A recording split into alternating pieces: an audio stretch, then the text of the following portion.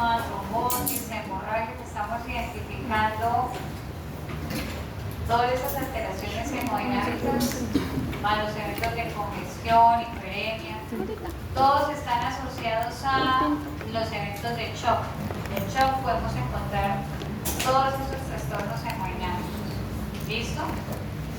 La idea era revisar inicialmente las alteraciones y luego continuar y finalizar con shock. Pero pues por la dinámica de la presentación lo hice como en el orden de las imágenes. Entonces, igual nosotros podemos tener estos eventos de manera independiente, cada lesión de manera independiente. Por ejemplo, si tengo una flebitis, en la flebitis tenemos 3 o 4 alteraciones de manera simultánea: inflamación, el edema perivascular, el hematoma y la hemorragia perivascular. Ya hay 4 eventos. Y solo por la flebitis. ¿Listo? Entonces, bueno, pueden ser eventos únicos o eventos que acompañan los tipos de shock. Y hablando de hemorragia, por favor escribimos bien extravasación. Extravasación es que salen del lecho vascular, que no se mantiene dentro de la hemodinamia. Entonces hablamos de la diaperesis o la migración de eritrocitos hacia cavidades o al intersticio, es decir, hay un paso de eritrocitos de la luz hacia el intersticio o perivascular, área perivascular. Digamos que la explicación más fácil de hemorragias es la ruptura de un vaso. Cuando tenemos, por ejemplo, un politraumatismo, cuando se rompe el hígado, el vaso como órgano, y ahí tenemos una ruptura masiva de sinusoides hepáticos esplénicos. Ahí tenemos ejemplos de hemorragias vasculares.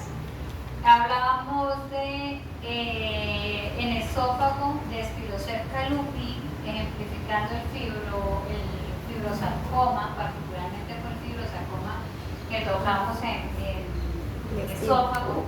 Pero yo les decía, recuerden que Spirocerca lupi puede hacer de manera eventual ruptura de la aorta, puede hacer una aneurisma aórtico y generar una hemorragia en la aorta también. Por ahí unos artículos sobre eso. Hablamos de las vasculitis y las vasculitis asociadas a hemorragias por diaperesis, es decir, nuevamente hablamos de hemorragias por permeabilidad vascular, así como los edemas. Pero estas diaperesis están asociadas particularmente al evento de vasculitis. Y tenemos trombocitopenias, particularmente trombocitopenias, alteración o falla en la síntesis de alguno de los factores de la coagulación, precursores de la coagulación, que van a generar entonces que se interrumpa esa vía extrínseca o intrínseca de la coagulación y pueda generar hemorragias por alteración de esta activación de la coagulación. Entonces, si no existe algún factor, viene el proceso de no generación del trombo para controlar la hemorragia. En la imagen tenemos la extravasación, donde está la flecha roja de eritrocitos. ¿Cierto? Eso es lo que vemos histopatológicamente. En la observación tenemos la evidencia de los eritrocitos fuera del lecho vascular. Seguramente algo asociado a la diaperesis, ¿cierto? Es las endotoxemias. Y no necesariamente vamos a tener inflamación del lecho vascular para observar en endotoxemia la hemorragia. Puede estar el paciente con endotoxemia, esa endotoxina, lesionar el endotelio y hacer la hemorragia por diaperesis. Entonces, no necesariamente tenemos la vasculitis presente en este tipo de lesiones por diaperesis. Sí, eso es un corte del sistema nervioso central. En la parte inferior ustedes ven unas neuronas con cambios ahí de muerte celular. Para no olvidar, de todas formas, es importante recordar que nosotros tenemos, de acuerdo a la morfología de las lesiones de estranosación, una clasificación de las hemorragias por la morfología, por la ubicación en cavidades, si es un evento sistémico o si tengo hemorragias en mucosas o proveniente de algunos sistemas. Las más, digamos que comunes que podemos encontrar y muy a veces difíciles de identificar son las hemorragias petequiales, son hemorragias no mayores a 2 milímetros. Como dice su nombre, entonces la petequia es una lesión puntiforme. Se puede encontrar en cualquier sistema, incluso en conjuntivas, membranas mucosas, ahí las tenemos también en piel, en tejido subcutáneo, entonces son milimétricas. La equimosis es una lesión de mayor tamaño, de esos 2 milímetros, puede formarse a partir de la confluencia o unión de las petequias, es una lesión mucho mayor, a esos 2 milímetros. El hematoma, la diferencia de la equimosis es que en el hematoma tenemos formación de coágulos tisulares. Entonces tenemos la lesión hemorrágica, pero se acompaña con formación de un coágulo tisular. Generalmente los hematomas se acompañan cuando tenemos fracturas de órganos. Entonces aquí ejemplificábamos la fractura hepática. Les contaba la historia del equino que se cayó y tuvo ruptura severa de hígado por el linfosarcoma hepático.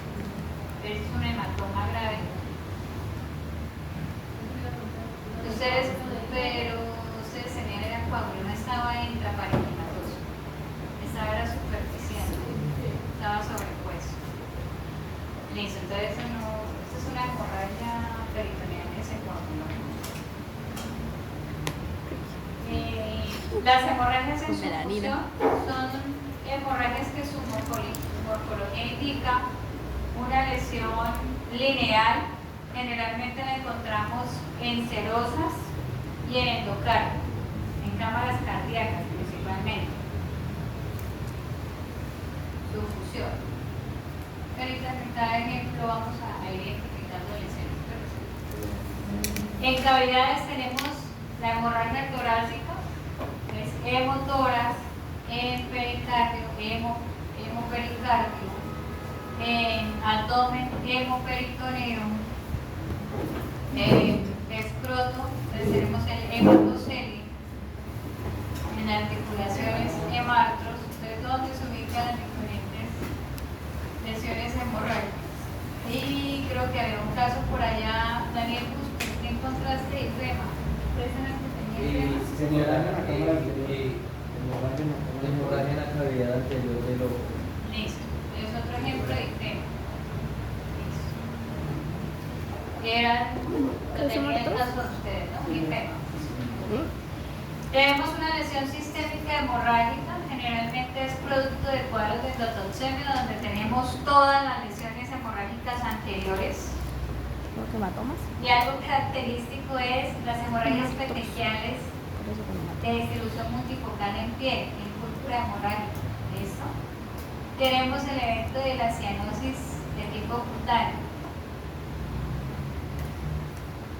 Y bueno, como mencionábamos en general, en púrpura de tipo trombocitopénico hay depresión o hay reducción de las plaquetas, o en el caso de endotoxemia es por permeabilidad vascular. Púrpura hemorrágica es una lesión sistémica con cualquiera de las restricciones anteriores asociadas a hemorragia. Incluso tenemos eventos de microtrombosis y púrpura hemorrágica. Según el origen, entonces si tenemos, por ejemplo, una gastritis ulcerativa hemorrágica, entonces ahí hablamos de gastrorragia, ¿cierto? Pero además el animal vomita, hemotisis, ¿cierto? Que es la C. Tenemos una lesión de la mucosa endometrial. profusa, ¿cierto? Metrorragia. Y puede acompañarse entonces con la I. Esa metrorragia puede ser acompañada con I, que es hemosátil, que es en el licurito, a nivel del oído, si lo quieren llamar así. La epístasis, ustedes están muy familiarizados con epístasis, ¿cierto? Decíamos que es una hemorragia que proviene de lo que puede ser del etmoides, de la porción de cavidad respiratoria craneal o posterior a nivel de coanas.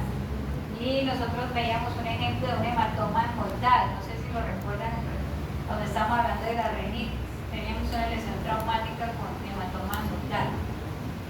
Entonces, por ahí podemos encontrar eventos asociados a epístasis. Y también puede ser un reflejo, una patología sistémica asociada a trombocitopenia, ¿no? Todos los pacientes que son positivos a hemotrópicos pueden desarrollar epístasis. Entonces también puede ser una respuesta de un evento sistémico, en el caso de pacientes positivos a parásitos sanguíneos.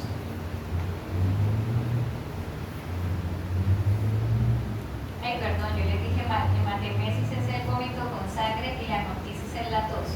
Corrijan, creo que me equivoqué. Hematemesis es el vómito con sangre. Corrijan. Hematemesis es el vómito con sangre. Creo que les había dicho que la hemoptisis. No. Hemoptisis es la tos. Es la tos con sangre. Si escribieron, corrijan. La hemoptisis proviene de la sangre generalmente de hemorragia pulmonar, ¿no? Puede ser trauma pulmonar, una tos con sangre, hemoptisis. Y la gastrorragia es asociada a hematemesis. Qué vergüenza, me equivoqué ahí. ¿Cómo, Manuel? ¿Y me preguntó quién era? Yo, que si digamos que si no viene, digamos, la tos con sangre directamente de los pulmones, digamos, de la No, es igual, de la vía respiratoria. Sí, hemoptisis. Sí, sigue siendo hemoptisis. De la vía respiratoria. Creo que les dije que hematemesis era, creo que hemoptisis les dije que era vómito, lo es hematemesis, con gastrorragia. Y ya sabemos que las condiciones de enteritis, tiflocolitis, ¿cierto? Generalmente pueden acompañarse con una hemorragia gastrointestinal y tenemos deposiciones o materia fecal con contenido de sangre, generalmente coagulada. En algunos de los casos de la necropsia, nosotros no vimos una hemorragia franca, salvo creo que en un caso, en intestino. Creo que en un caso vimos melena, que son tantos que no me acuerdo. Pero en otros casos veíamos esa lesión de contenido puntiforme, como muy aislada, el moco del estómago, por ahí muy aisladas esas lesiones puntiformes también de coloración café, con el moco del intestino. Ahí también hay hemorragia, lo que pasa es que no es una melena o una hemorragia blanca como lo podríamos ver en los casos de esas enteritis hemorrágicas. La apoplejía es una hemorragia en el sistema nervioso central, generalmente producto de accidentes cerebrovasculares.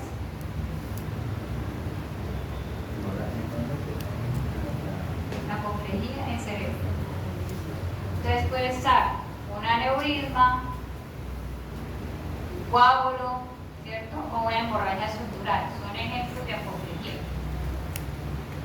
Cualquier accidente en el sistema nervioso. Eso es apoplejía. Hematuria. Orina de sangre. Y creo que lo diferenciamos con hemoglobinuria, que ya lo trabajamos, ¿cierto? Con la necrosis hemoglobinúrica. Entonces la hematuria ya sabemos que es un contenido completo de eritrocitos en orina. Ya te pasó tu hematuria. Generalmente puede estar asociada a infecciones del tracto urinario inferior. Esas bacterias que lesionan la mucosa, señor. Con cálculos, algunos cálculos se veían con la morfología de los cálculos. Yo no los tuvo porque lo que para decir con mi estúpido. Asociadas a mogolitos también puede haber hematomas. Y Y ya pues a Monsalve, porfa, corríjanlo el tema de gastrorragia con hematemesis. Están asociadas con esa ¿listo? ¿Qué hacemos al pis? Aquí tenemos una lesión asociada a una hemorragia por ruptura vascular. Una de las causas más comunes son los aneurismas disecantes, entonces está la dilatación, el debilitamiento de la pared del vaso y ocasiona finalmente que se rompa. Entonces una hemorragia por rexis. Entonces un ejemplo de esa hemorragia por rexis o ruptura vascular son los aneurismas. En la siguiente imagen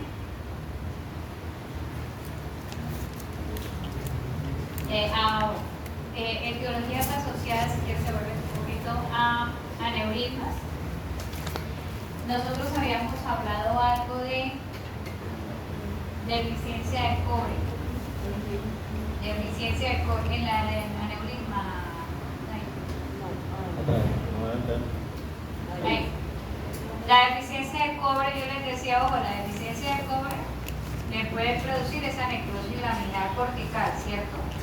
Pero existe una gran cantidad de enzimas que necesitan el cobre, y entre esas tenemos una enzima que se llama gliciloxidasa, que me ayuda a la síntesis de toda esa matriz intersticial que mantiene la integridad de la pared vascular.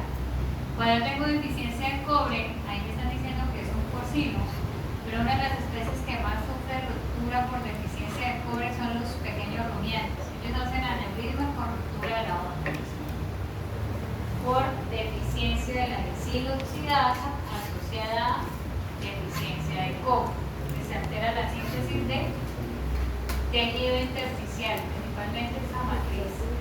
Y si ustedes recuerdan, nosotros los aneurismas, nosotros los trabajamos como ejemplos de acumulaciones, ¿cierto? Histopatológicamente, esa deficiencia en la síntesis de esa matriz que ocasiona una acumulación. ¿Cuál es la lesión que tenemos de acumulación en la pared de esta arteria?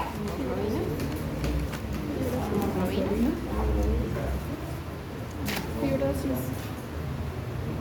Acumulación de Hemoglobina. mucopolisacáridos. Entonces, ¿qué tipo de degeneración es? Eduardo, no me hagas sacar. ¿Qué tipo de acumulación? Mixomatosa. Es igual que la degeneración mixomatosa en el endocardio, solo que aquí es en la pared vascular. Entonces, si no tenemos los elementos estructurales de musculatura lisa, de fibroblastos, de tejido intersticial, pues termina acumulándose un mucopolisacárido y es una pared muy laxa. Y recordemos que las arterias deben ser paredes resistentes por la presión sanguínea, por la fuerza constante que hace el corazón sobre ese flujo de sangre, sobre ese volumen. Listo. Acá tenemos un evento neoplásico proliferativo, si hay que lo aumenta, vamos a mirar acá en la aurícula, generalmente crece en la aurícula derecha. La tenemos, esos nódulos hemorrágicos que están viendo ahí son lesiones proliferativas aún neoplásicas llamados hemangiosarcomas. Esas son proliferaciones de redes vasculares. Hemangiosarcoma es un tumor maligno de origen vascular. Tumor maligno de origen vascular. ¿Qué pasa con el aneurisma y qué pasa con el hemangiosarcoma? ¿Cuál es la complicación del aneurisma y el hemangiosarcoma?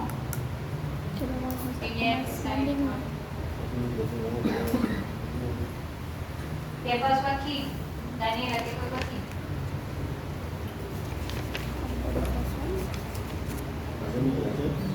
La siguiente, hija. ¿Qué pasó ahí?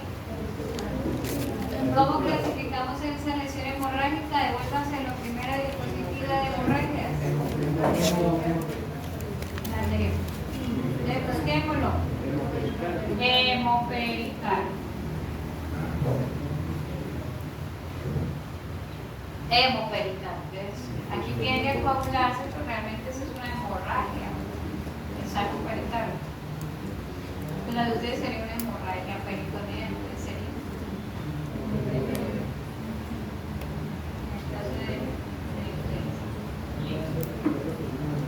Entonces fíjense que el aneurisma y el hemangiosarcoma pueden conducir al mismo efecto de hemorragia peritoneal.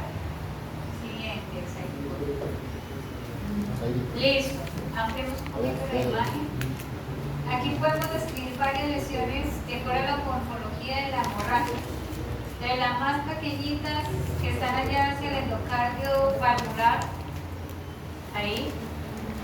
La más puntiforme, hablaríamos de petequias. Las más grandes, que parecen una mancha irregular, equimosis. Vamos al endocardio cyborg. Las que son a manera pincelada por estar en una ubicación más perpendicular en su fusión, ¿cierto? Hemorragias en su fusión. Las que están alargadas entre los músculos papilares, Daniel. Si quieres, es que quería mirar. Entonces todas las que están entre los músculos papilares, ¿cierto? Están largas. En su función, sí. En su función. Está ahí entre el músculo papilar. En su función. A manera de pincelar. Etiología asociada. Endotoxemia de tipo clostridial, ¿cierto? Cualquier tipo de clostridio. ¿Cuál tipo de clostridio? Séptico, Chamboy, perpliques, pero en enterotoxemias, hay que aclarar eso, enterotoxemias por Clostridium perpliques, y hay que decir enterotoxemias por Clostridium perpliques. ¿Listo? Endotoxemia por Clostridium Chamboy y Clostridium séptico, y enterotoxemia por Clostridium perpliques. ¿Cómo es la hemorragia? ¿Hemorragia por? Pauropatía, por ruptura o por diaperesis, por endotoxemias y enterotoxemias. ¿Cuál sería la causa aquí?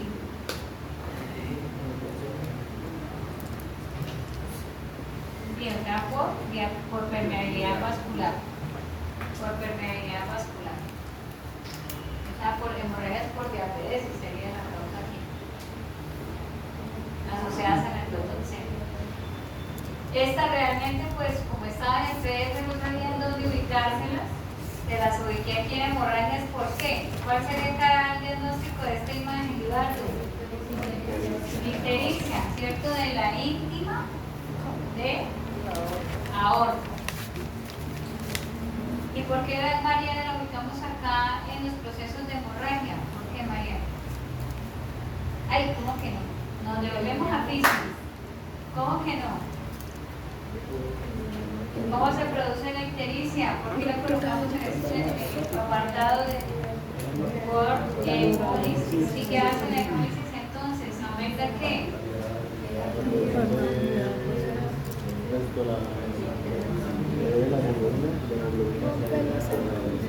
A ver, Andrés, ¿qué estás diciendo por allá? ¿Aumenta de cuál? Bilirrubina libre, ¿cierto? Y la conjugada también, porque ese es un producto de un evento hemolítico por toxemia. Por ejemplo, tenemos bilirrubina libre conjugada aumentada porque es una ictericia de tipo hemolítico o prehepático.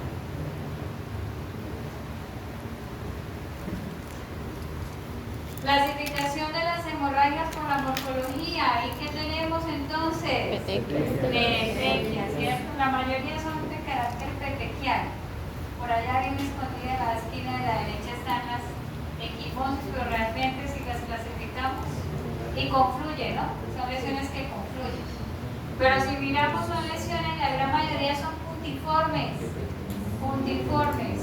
Las predominan son las petequias. Acá nuevamente hablamos de endotoxemia, cualquiera, una pasteurilosis, una mangenia hemolítica, Clostridium, antras también, Bacillus anthracis sería la epidemia, Bacillus niños atrás. Todo lo que indique toxemia endomialis.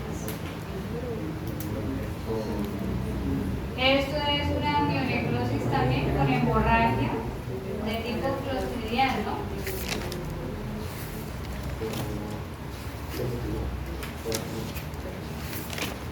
Es una miocarditis de tipo hemorrágico también por endotoxemia.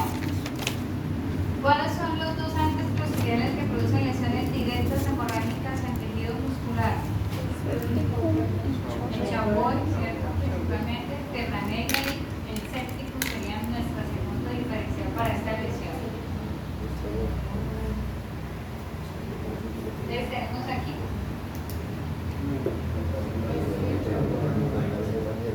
necrotizante hemorrágica de tipo clostridiano con endotoxemia nuevamente. Sí. Creo que con este aquí se estaba soñando. María. Vasculitis. Entonces, hemorragias por vasculitis.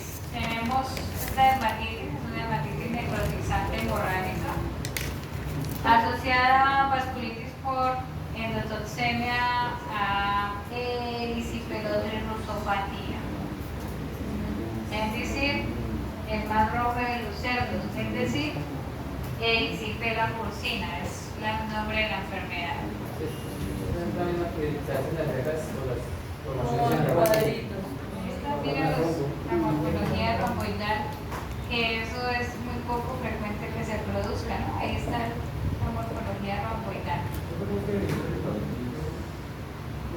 Vasculitis asociada a la endotoxina. Entonces lo que hace la bacteria es liberar endotoxinas, media la vasculitis.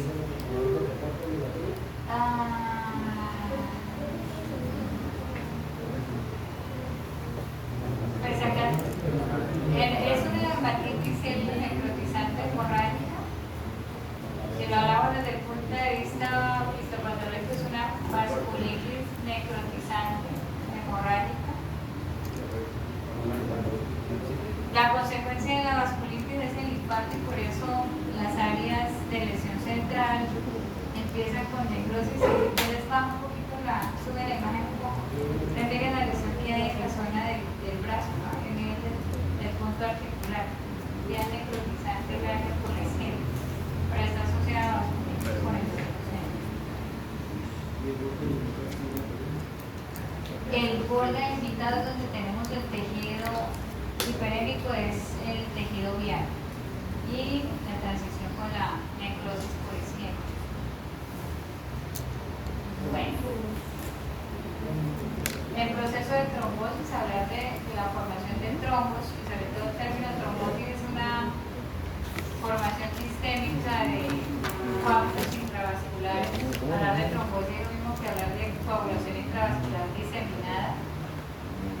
Pero nosotros no necesariamente tenemos efectos de trombosis sistémica, podemos tener trombos aislados dependiendo de la patología que estemos ejemplificando. En común, para que se forme un trombo, debemos tener una lesión primaria en la íntima vascular. Aquí se activa lo que es la vía intrínseca de la coagulación y pues la imagen nos da cuenta de precipitación plaquetaria. Se activa entonces los factores de la coagulación hasta formar la precipitación de fibrinógeno, fibrina y formación final del trombo, que es lo que estamos viendo en la imagen inferior. Bueno, esta imagen del cerebro es un ejemplo de apoplejía, ¿no? Que hablábamos, si quieres la amplías, porque hablábamos de la lesión hemorrágica, la formación de aneurisma en masa encefálica. La apoplejía. Y en la siguiente, diferencias que ustedes encontraban en la patología macroscópicamente, sobre todo en lo que era ventrículos del corazón. Si recordamos, abríamos el corazón y empezaba a salir material, ¿cierto? Generalmente es viscoso, que estaba ahí como retenido entre las cuerdas tendinosas. Había algunos que se separaba el plasma y los eritrocitos, en lo que hablamos del coágulo lardáceo o de grasa de pollo, que es un hallazgo post-mortem. Muchos de los corazones tenían eso, ¿no? Coágulos post-mortem. Y es normal porque hay cesa la hemodinamia y la sangre se represa en el ventrículo y se coagula por decantación de los eritrocitos por la gravedad. Entonces es normal. Eso ya ustedes lo vieron en fenómenos post-mortem.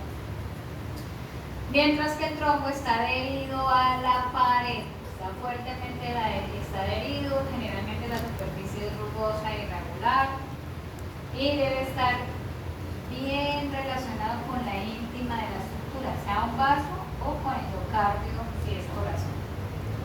Así que miremos la morfología. Por histopatología, entonces ya sabemos que un trombo tiene esa morfología hialina, amorfa celular en arteriolas, ahí estamos en pequeñas arteriolas del tejido pulmonar. Tiene entonces lo que veíamos en las imágenes, en los diagramas, tiende a depositarse el material de fibrinógeno hasta que se polimeriza bien en fibrina y se forma el trombo. Cuando este evento se vuelve sistémico, entonces nosotros, por ejemplo, citamos coagulación intravascular diseminada en adenovirus canino, la hepatitis infecciosa por la formación de complejos inmunes y por la lesión vascular sistémica inflamatoria. Se vea, adenovirus, algo que hace por los complejos inmunes es formación de coagulación intravascular diseminada. Ese es un ejemplo. Todos los procesos que sean o agentes que tengan replicación directa en endotelio me hacen o favorecen la formación de trombos. ¿Cuáles? Los serpenvirus. Los serpenvirus hacen eso. Si yo tengo eventos de shock séptico, las endotoxinas favorecen la lesión endotelial y la formación de microtrombos sistémicos. Entonces ahí tengo coagulación intravascular diseminada. En ese tipo de eventos donde tenemos una activación masiva de la respuesta inflamatoria, ¿cuáles? Autoinmunidad, lupus, ¿cierto? En patologías también donde hay bacteremias o viremias, en muchas etiologías virales, ¿cuáles vimos? Diarrea viral, fiebre catarral maligna, hablábamos de coronavirus ferino, de Newcastle, esas de anemia infecciosa angina, esos eventos producen vasculitis por viremia, ¿cierto? La viremia reproduce la vasculitis. Ahí tenemos entonces coagulación intravascular diseminada. Erisipela, además de generar esa necrosis isquémica cutánea o esa dermatitis necrotizante hemorrágica o vasculitis cutánea necrotizante hemorrágica, pues va a generar también los eventos de bacteremia. Hablamos de la endocardinitis vegetativa y hablamos de la vasculitis que puede tener trombos con el proceso de isquemia, que lo tenemos en ti. La formación de ateromas en la arteriosclerosis lo vimos en el lecho vascular del epicardio del corazón, asociado a qué patología, ¿por qué lo citamos? En patología endocrina, arteriosclerosis. Patología endocrina.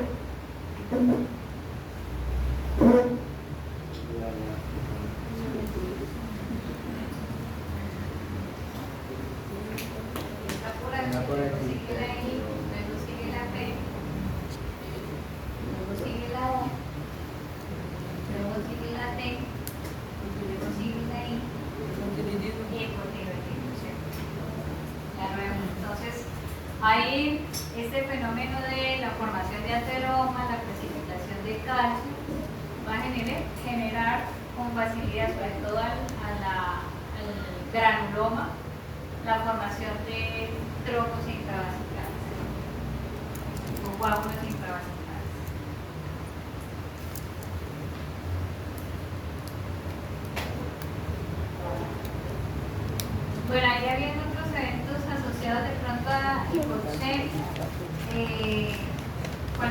de toxicidad, cianuro, cloroformo, inhalación de gases tóxicos, puede generar éxtasis microcirculatorio, es decir, proceso congestivo pasivo. Esa reducción de la hemodinamia favorece que se aumenten los procesos de coagulación intravascular. Y pasa mucho en el mal de montaña que trabajamos ahorita en el rumiante. Los estados compensatorios, que el sistema cree que el animal está con hipovolemia porque no hay una volemia suficiente, pero ya sabemos que no pierde sangre, sino que no hay intercambio gaseoso, pues el organismo dice, vamos a activar la eritropoyetina, vamos a producir más eritrocitos. Cuando la sangre está muy viscosa en esos eventos y además él está con hipoxemia porque le está haciendo el intercambio, o sea, agravamos los dos cuadros. Hay viscosidad sanguínea y además está hipoxemia. Esas dos cosas aceleran formación de trombos, hay trombosis sistémica. Bueno, y el último es para ejemplificar también shock, como por bacteria.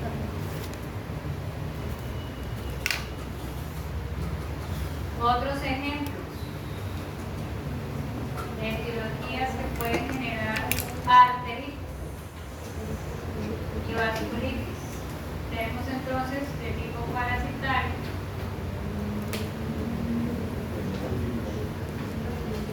estrógenos vulgaris, ¿cierto? En equinos tenemos arteritis verminosa,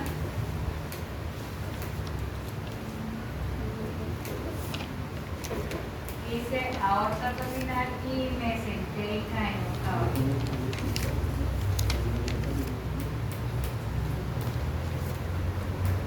¿Cuál será la consecuencia de estos trombos en la arteria, en la aorta abdominal y la mesentérica? En la arteria mesentérica. Infarto, sobre todo en la aorta abdominal. Múltiples órganos, vaso, riñón, hígado. La mesentérica sí puntualmente, algas intestinales.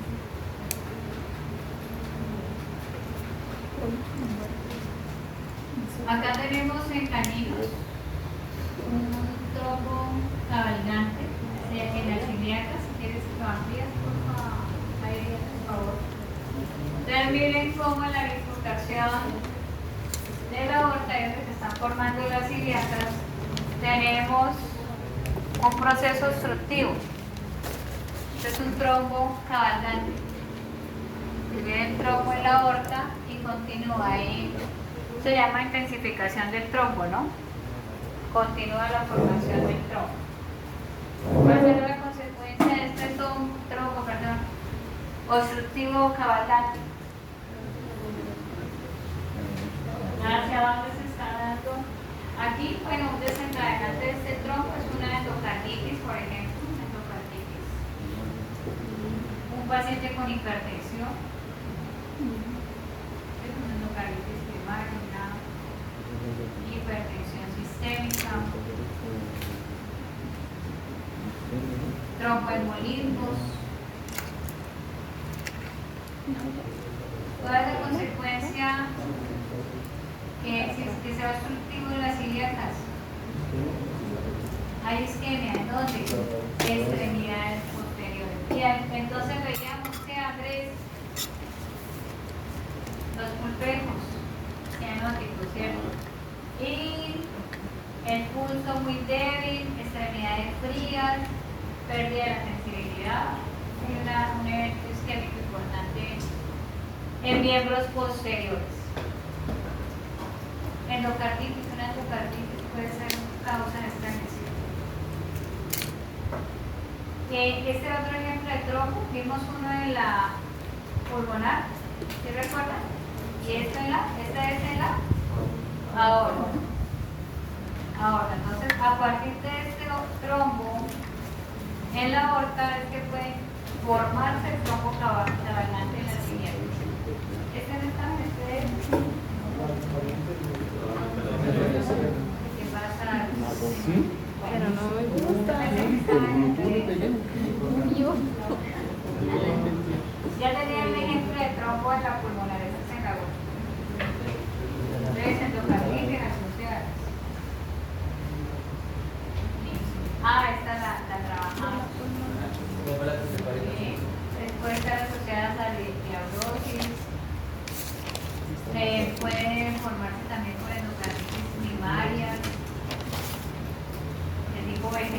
vacío.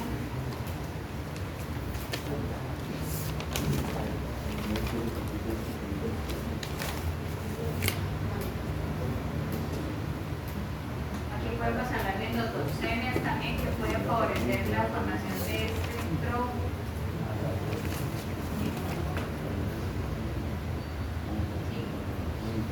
Ese ya lo tenemos eso en un gran vaso. ¿Dónde está ubicado este trombo? Diabrosis. Ah, sí, diabrosis.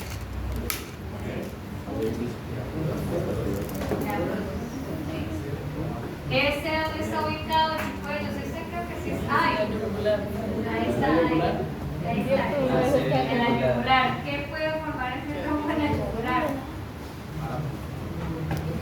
Iatrogénico, ¿cierto? Venopunción, pero con mala praxis. Terrible.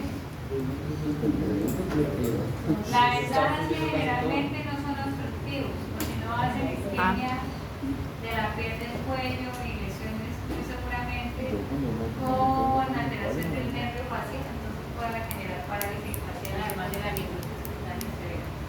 Pero generalmente no son de tipo obstructivo. Las consecuencias de estos trombos, y ahí se está viendo en la imagen, si quieres lo vuelves a ampliar. Miren la parte craneal del trombo de la yugular, y por un poquito hacia la derecha.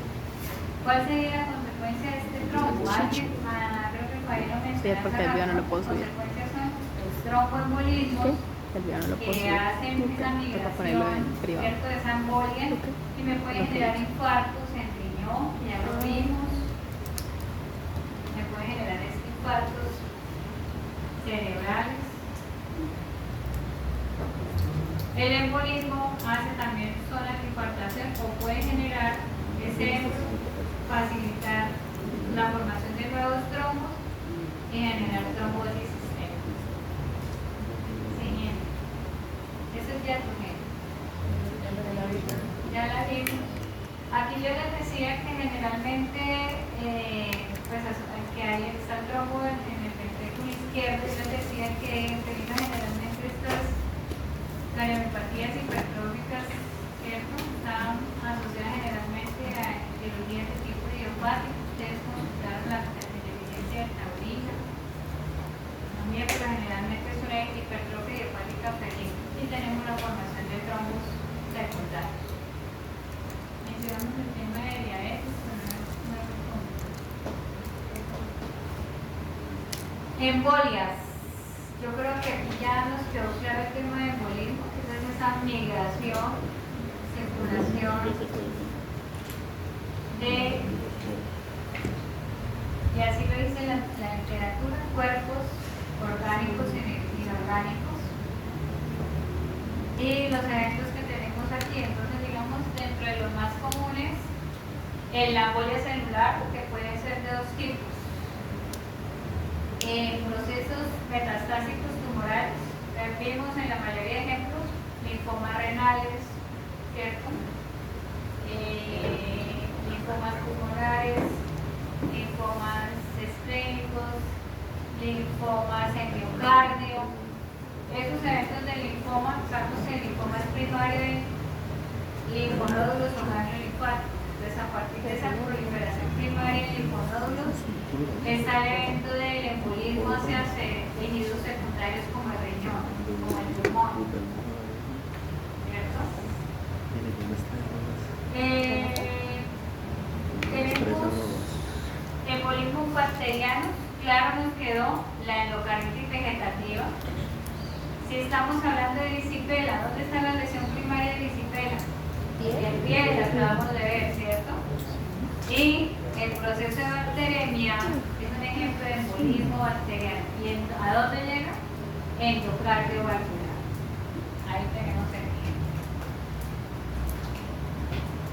En los procesos sépticos, ¿cierto? Es decir, cuando tenemos embolismo séptico bacteriano, nosotros podemos con la endotoxemia encontrar, les decía, no siempre, pero podemos encontrar que se llama respuesta inflamatoria aguda, síndrome de respuesta inflamatoria aguda, que es asociado a la endotoxemia, encontrar inflamación multisistémica. Esa endotoxemia activa la respuesta inflamatoria, activa todas esas interleuquinas inflamatorias y va a hacer quimiotaxis de linfocitos en todos los órganos. Entonces, algo que puede activar esa embolia celular son los procesos de una respuesta, síndrome de respuesta inflamatoria aguda por endotoxemia. Y lo tenemos de forma sistémica. No siempre, pero no. En ser sí lo hace. Por eso se habla de inflamaciones metastásicas. Embolismo graso ya lo tratamos, hablamos en felinos principalmente, y los otros ejemplos de embolismo que vemos en pulmón, asociados también a esa migración sistémica de cuerpos extraños, productos y organismos.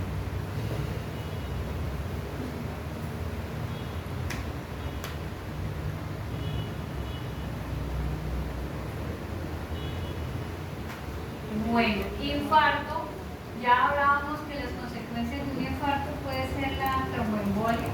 Acabamos de observar trombosis de la aorta y de la arteria mesentérica, y hablábamos de las consecuencias del embolismo, ¿no? De la presencia del trombo, que son áreas de infartación. Entonces acá veíamos en la yugular el ejemplo, se fragmenta una de esas partículas pequeñas del trombo. Empezamos con la embolia del trombo, de fragmentos del trombo, tromboembolismo, y se genera el infarto tismal. Y estas embolias fibrocartilaginosas, creo que lo habíamos ejemplificado de material hialino amorfo celular bilateral para identificar el aspecto hialino de un tejido cartilaginoso. Sin embargo, si quieres ampliarla, creo que en pulmón no está este tipo de embolia. Y tenemos la embolia cartilaginosa donde está en la flecha. Entonces, comparen la luz de esta pequeña arteriola inferior de la izquierda y cómo en la flecha se está obstruida la luz por un material que tiene condrocitos. Generalmente esta embolia cartilaginosa o tromboembolia cartilaginosa es producto de fracturas o lesiones directas en discos intervertebrales. ¿Listo?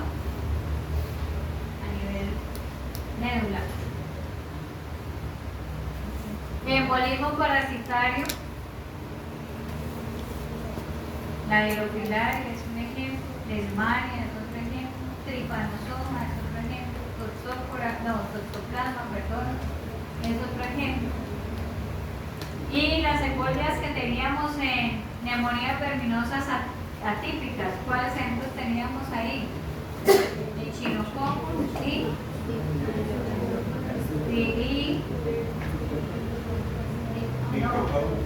bueno, ese es un ejemplo de embolia también parasitaria, pero no atípicas, aberrantes, fasciola hepática, fasciola es otro ejemplo.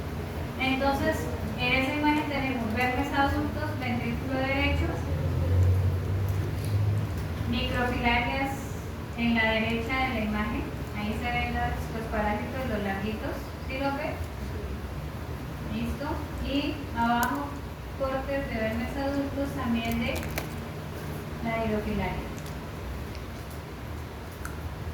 Creo que esta imagen la tenían en el... Bueno, como esta no pertenece a ningún lado, la dejé de última porque sí yo decía, bueno, atrofia falta de la grasa. ¿Qué significa aquí? Falta de la grasa. Falta, por el color amarillento. ¿Qué significa? Ese es un ejemplo de atrofia. Pero que va a ir en PDF, toca hablar de ello. Entonces, movilización abrupta, ¿cierto? De hacer brazos en reservas naturales de tejido adiposo, cuando el animal está en un estado de inanición o una enfermedad consumptiva crónica. Que la idea de la que tiene salmonelosis crónica, que tiene neumonía tuberculosa, son animales que generalmente inhiben el sistema de consumo por proceso de enfermedad o porque hay mala asimilación o mala absorción y empieza a hacer esa movilización de grasa. Clínicamente, ¿qué espera? O morfológicamente, anatómicamente, ¿qué esperamos en el hígado?